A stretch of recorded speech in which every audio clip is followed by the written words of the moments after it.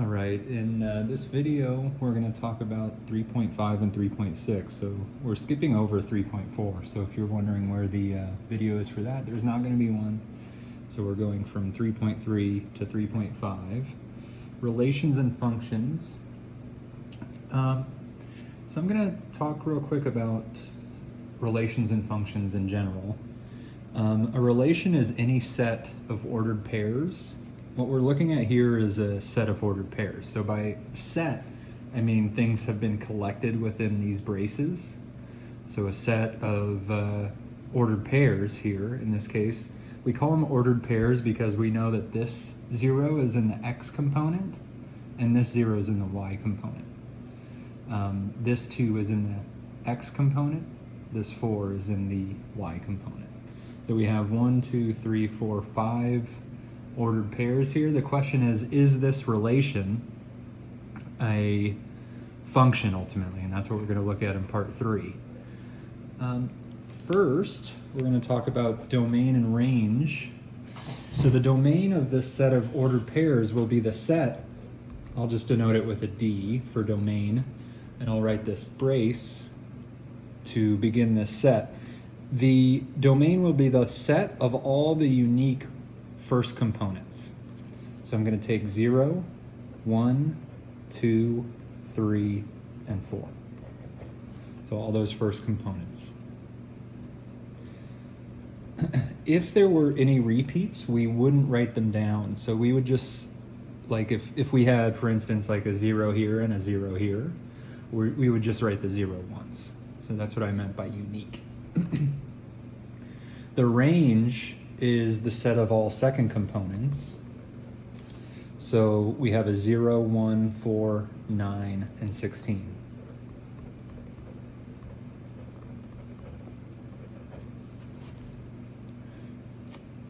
For part 3, it's now asking, is this relation a function? So a function is a special type of relation for which every member of the domain corresponds to exactly one member of the range.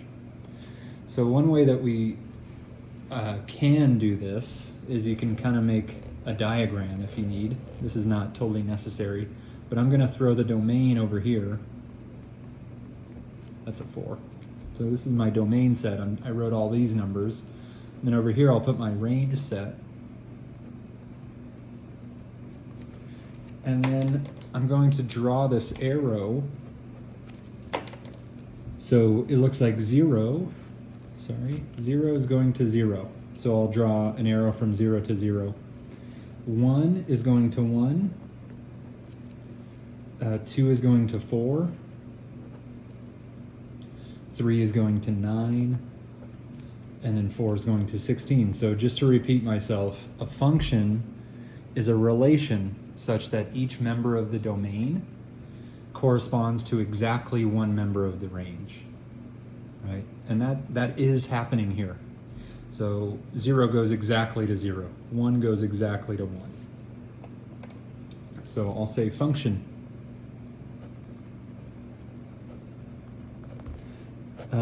Another way of seeing that when you have ordered pairs is there are no repeats in the domain. So if I had a 0 here and a 0 here, automatically that would be a violation of the function definition. So I'll say for the y, right, keep in mind we need to explain a bit. So I'll say no repeats in the domain. That's my y.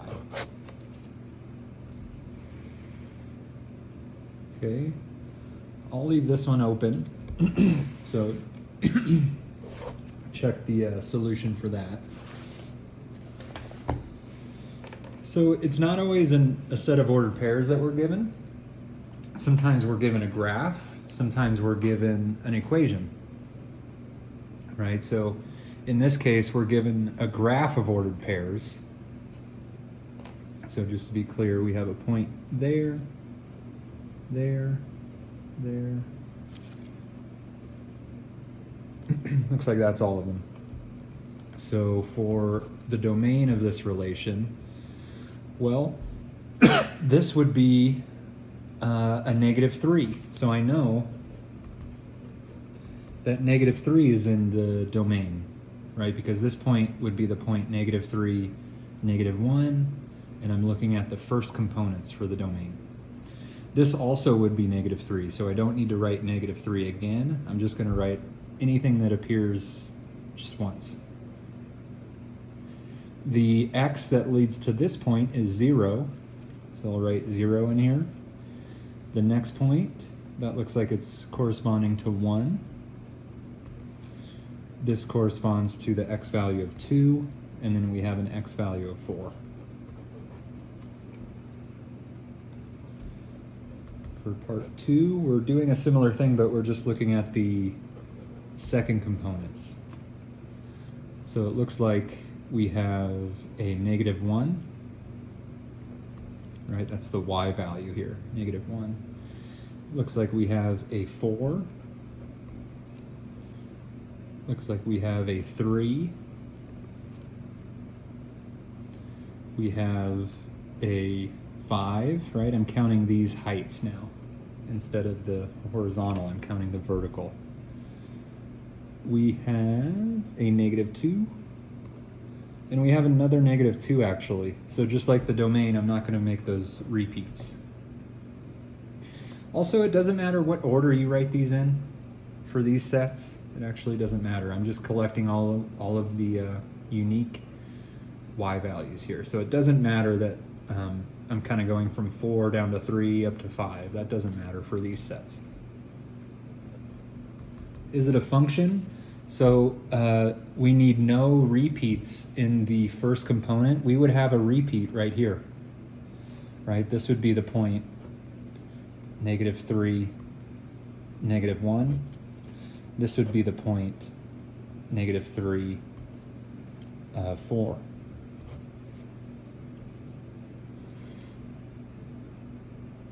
Okay. For that reason, it's not going to be a function, but let me draw another diagram just to show you what the diagram looks like when it's not a function. So here's a domain set, here's a range set. I'm going to put the domain over here. And I'll put the range over here.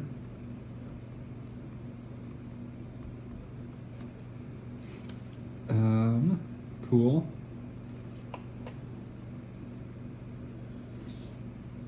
So it looks like -3 goes to -1 and also to 4.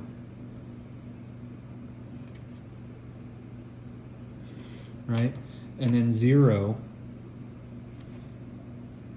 goes to 3. 1 goes to 5.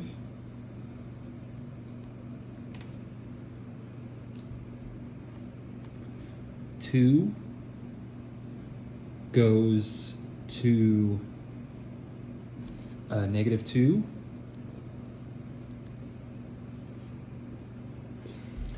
And then 4 also goes to -2. So this situation here is okay. You're allowed to meet at the same place. So 2 and 4, actually, that's not the violation. The violation is in red here. So this is not a function.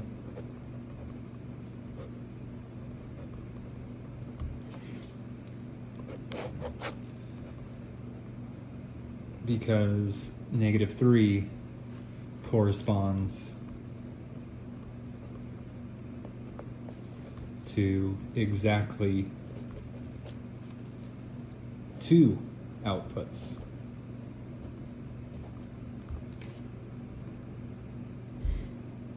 Okay.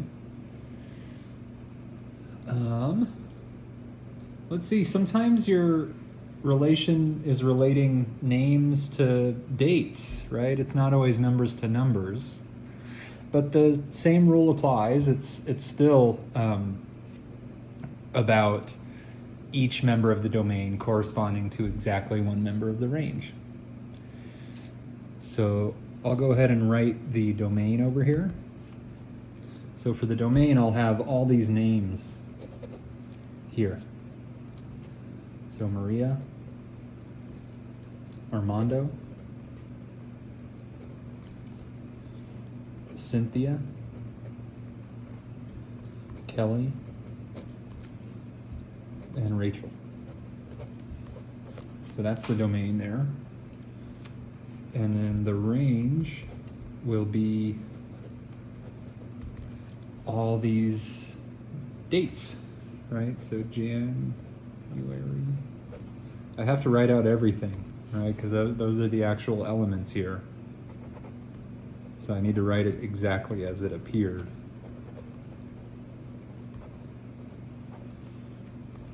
And then December.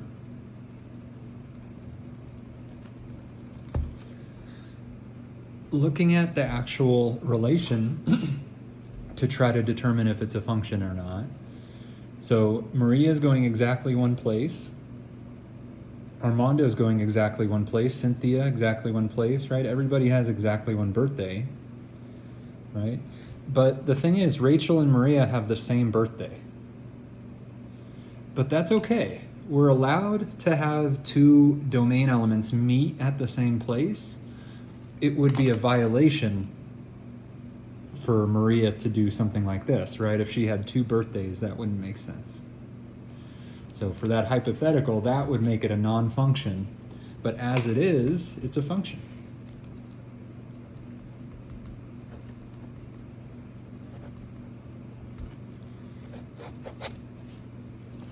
Okay. I'm running out of room to say why. Maybe I'll say no repeat in domain.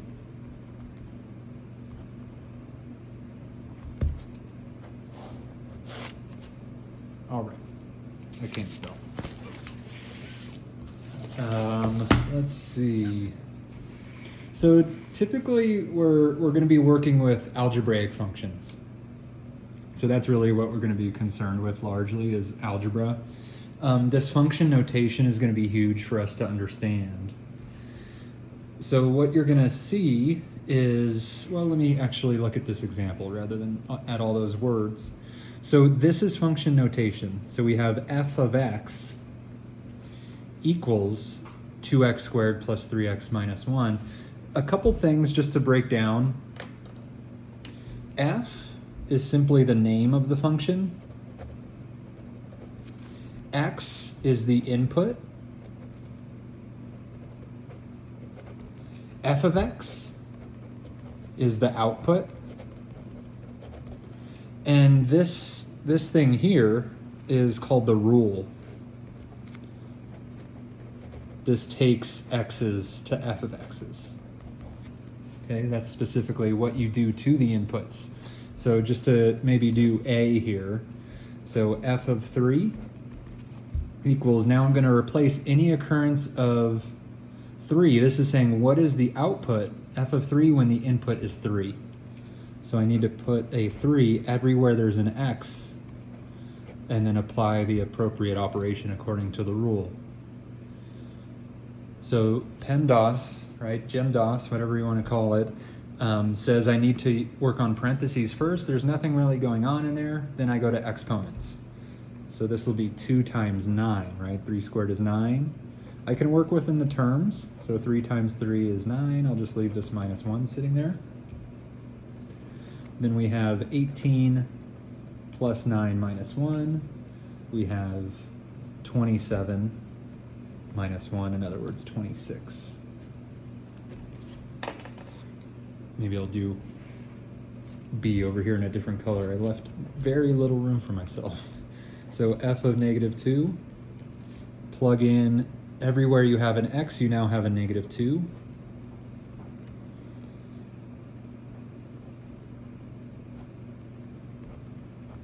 And what I'll do this times, just since I'm running out of room, is use the calculator. So 2 times, and then you do need to use parentheses here. So I'll go parentheses, negative 2, and then squared. Plus 3 times, I'll use parentheses, negative 2, minus 1. Looks like a 1. Yep. Okay. F of A, kind of weird maybe, but that just means we're going to replace any occurrence of x with A. So F of A would simply be 2A squared plus 3A minus 1, and that would be the output if A is the input.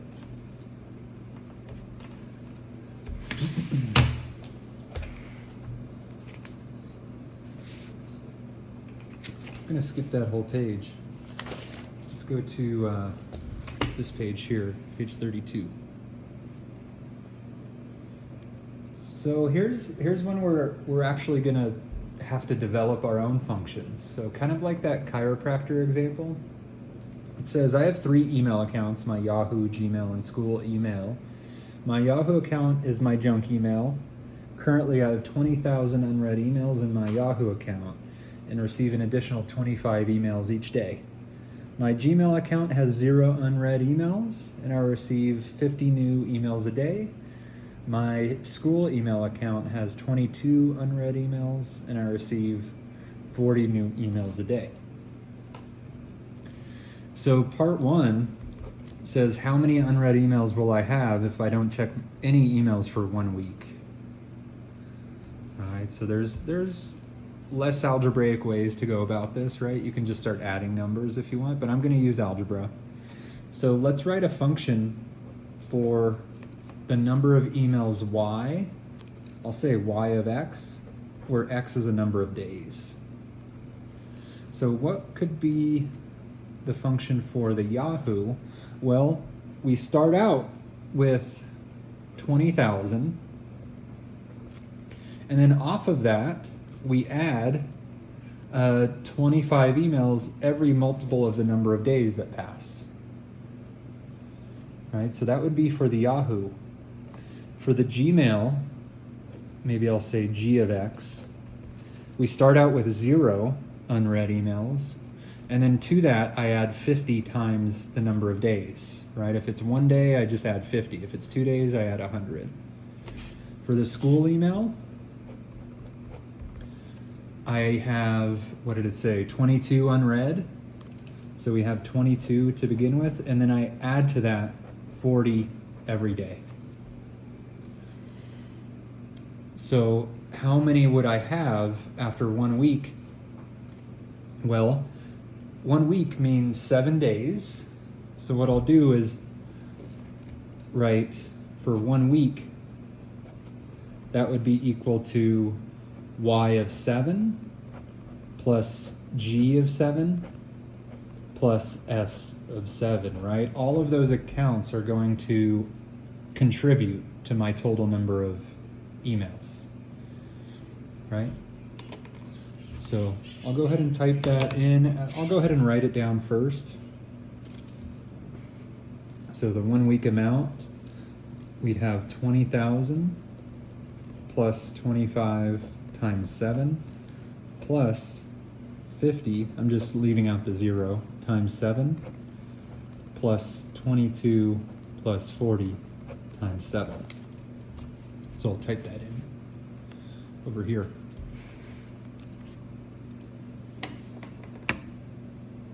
Okay, so 20,000, that's going to be annoying. So 20,000 plus 25 times 7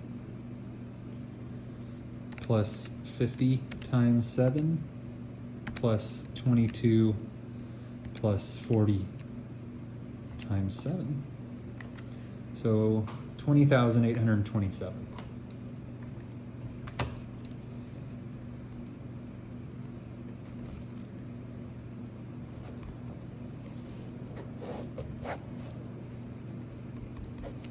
How long after 1 year? That's part 2. So how long after 1 year? So 1 year would be y of 365 plus g of 365 plus s of 365. Right? So just to write that out, we would have 20,000 plus 25 times 365 plus 50 times 365 plus 22 plus 40 times 365. And if you still have your calculator uncleared, right, if it's still typed in from before, what you can do is press left and just change all these 7s to 365s.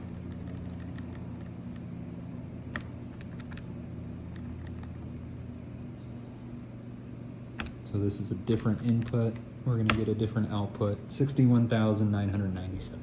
This would be after a year. If I just take a year vacation, right, go off the grid, 61,000.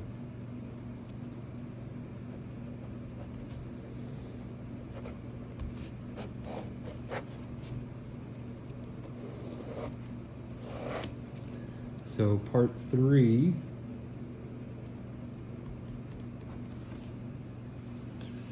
So it says, how long until my Gmail account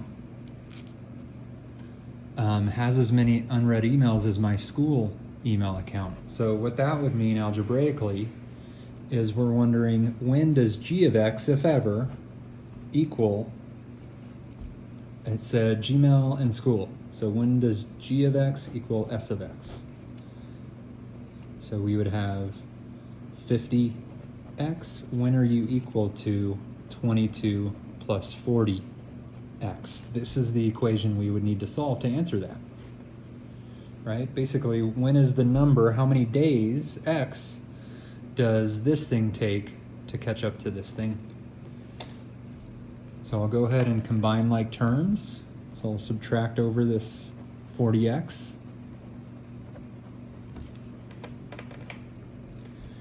So then we would have 10x equals 22 and divide by 10. So x would equal 2.2 days for that to occur.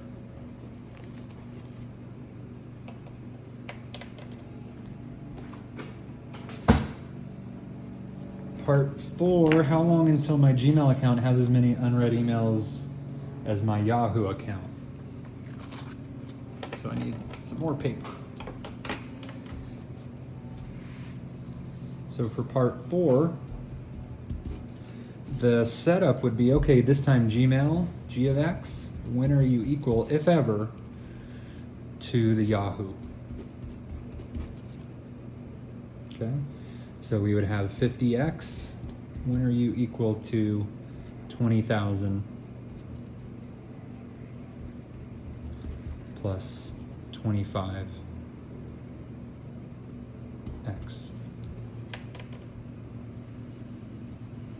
All right, so combine like terms again, right? This is the addition property of equality, so I can subtract this over. So 25x equals 20,000, divide by 25.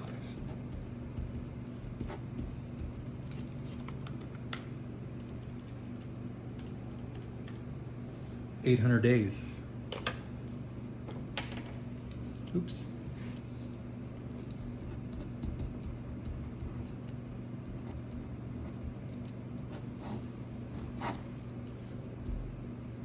All right.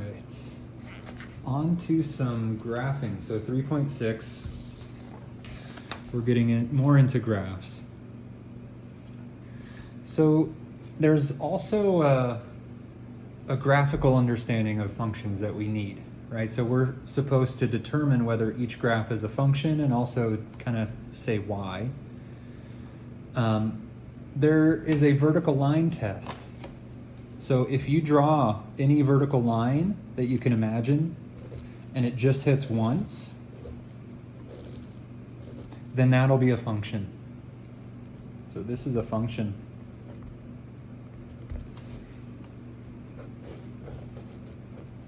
Here, I can draw a lot of vertical lines and see that I'll hit twice there. So this would not be a function. I encourage you to think why this is the way it is, okay? Why the vertical line test makes sense. So I'm gonna skip example 11 here. This is the official statement of the vertical line test there.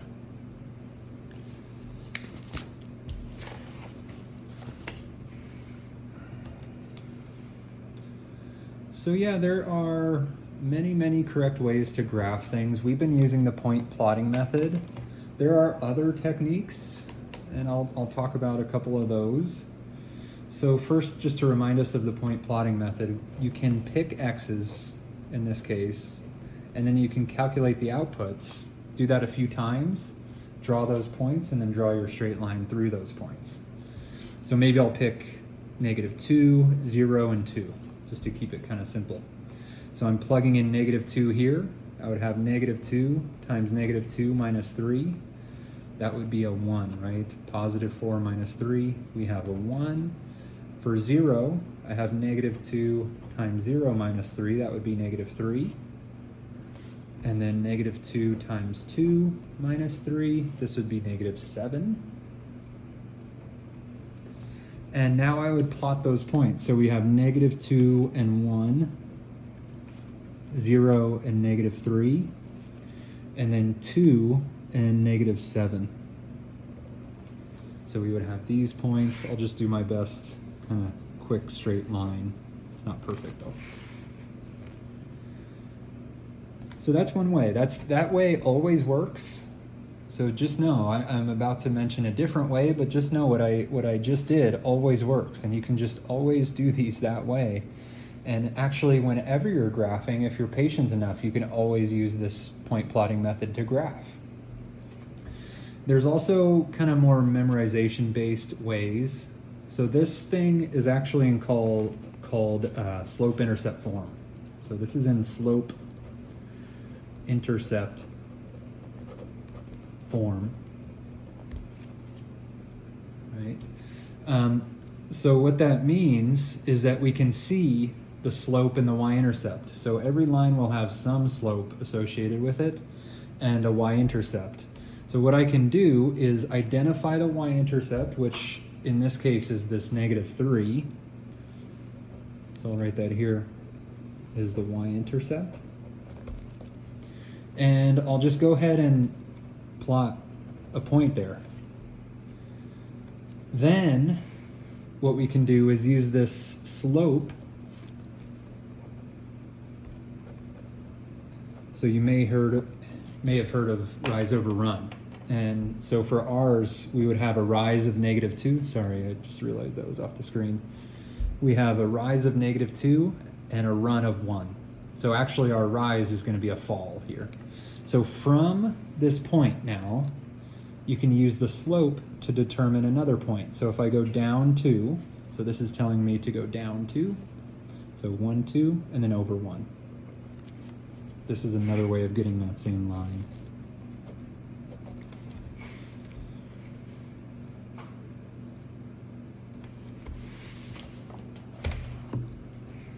Desmos, if you go to desmos.com, it's a really nice free graphing calculator, and it's great. It's super user friendly. It works kind of the way you would intuit it to work, I find. So yeah, go to desmos.com, type in, I guess I'll just write it here. We had y equals -2x minus 3. Just type that in one of those windows. You'll see a list on the left. Type that in and you'll see that line appear. All right, so for this one, I'll do part 1 here. It says for each function below, do the following: graph the function, state its domain and range in interval notation. So this may be a new thing here. So it didn't say how to graph it. I'll just use slope-intercept form, but you could use the point plotting method. So we have a y-intercept in this case of -2. So I'll make that first point at -2, and then because the slope, we usually call the slope m, is 2/3, this tells me that I go up 2 and to the right 3. So this is like our rise over run. So from here, we have a positive slope now. I'll go up 2, and then to the right 3. If you want another point, you can do that again. Right? If you want another point, you can do that again. And then I'll just draw my imperfect line through that.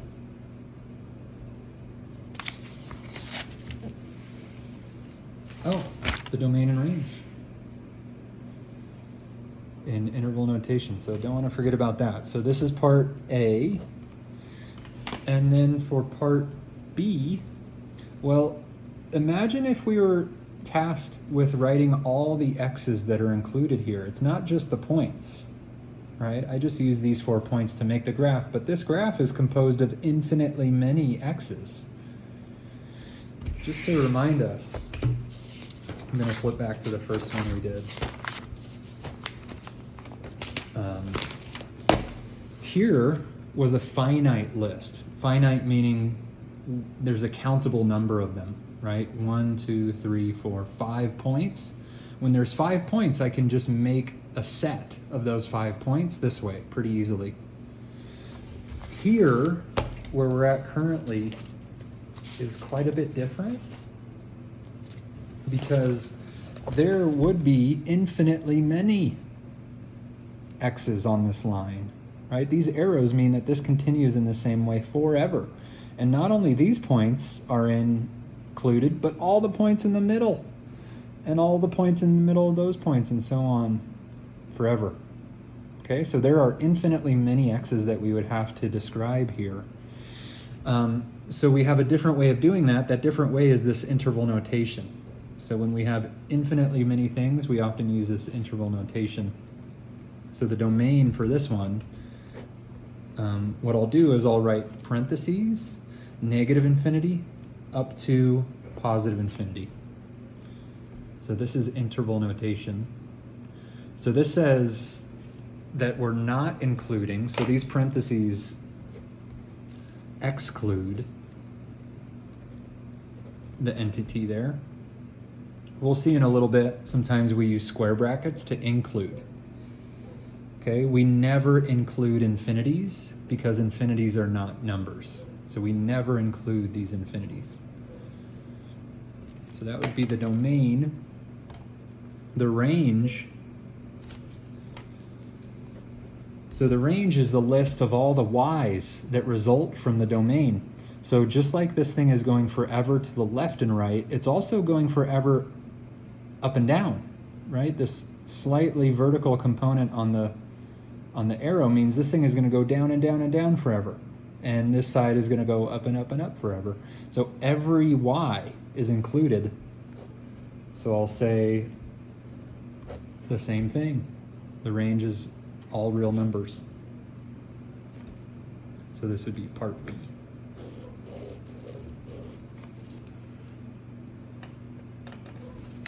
All right, maybe one or two more. Here's one, this is not a line, this is not a linear function, but my point at including this is to really reinforce that you can use the point plotting method, and then we need to know what this symbol is doing, okay? So I'm gonna choose some x's, and then I'll plug those in and get the g of x. So I'm going to choose 0. I'm going to choose 3. I'm going to choose 8. And then I'll go ahead and choose 15. And maybe you can see why I'm choosing those. So here, when I plug in 0, I'll just have the square root. We'll talk more about square roots later. The square root of 1 is going to be 1. So on your calculator, you have the square root button right there. So hit that, hit 1, hit equals. It's the number 1. We'll talk more later about why it's a 1. And then check out what happens with the 3. I have the square root of 3 plus 1. That's the same as the square root of 4. If you type it in, so just edit this. Oops. I'm already thinking of the answer. It's a 2. Hopefully you can see my screen there. So we have a 2. When I plug in an 8, I'm going to have the square root of 9. That's 3. Okay, I'll just make sure that's the case. Yeah. And then when I plug in the 15, I'll have the square root of 16. So I kind of, in a premeditated way, I picked certain x's that would result in kind of clean outputs, but it didn't need to be that way, right? I could have chosen also, maybe I'd do like a 10. Maybe I sneak 10 in here. So if I sneak 10 in here, notice what happens is it just says root 10 is root 10 because that doesn't have a nice simplification. But if you press S to D, this button down here, you can change that standard into decimal. That's what that S to D means. So that would be 3.1622, and then it actually continues forever. This is not exact anymore. So there's a bunch of digits after this that we're not learning through this calculator. But I'll just say 3.16. And you can see that kind of makes sense, right? It's in between 8 and 15, and this, landed in between 3 and 4. So I'll go ahead and plot these. So we have 0, 1. We have 3, 2.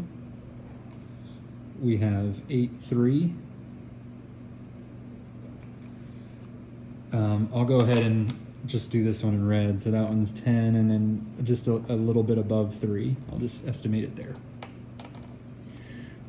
And then it looks like at 15, we're at 4.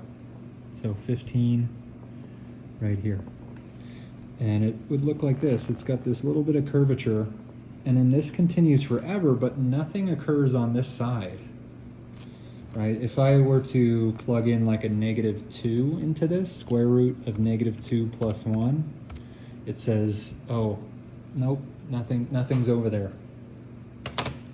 So this would be our graph, actually, this kind of, flattening off curve. And then to write the domain, so the domain would be the list of all the x's that actually exist for this function. Right, so there's no graph over here, so -1 is not in our domain, right? -2 is not in our domain. The first number that's in our domain is 0. So I'm going to use a square bracket because I'm now including 0. A second ago I excluded infinity. We never include infinities because it's not a number. So I'm going to include 0. That's telling us that 0 literally is in the domain. And then every number after 0. So I'm going to go comma, all the way up to positive infinity, parentheses, never including infinity. The range is all the resulting y values. Right, so imagine we kind of compressed all these values onto the y-axis. We would have something that kind of looks like this. So the range is everything from 1, including 1, right? I'm thinking about y values now for the range. And then approaching positive infinity, never including infinity again. So this would be part B. So domain and range, and then this part in blue is part A. Okay, I'm actually going to leave it there. Talk to you next time.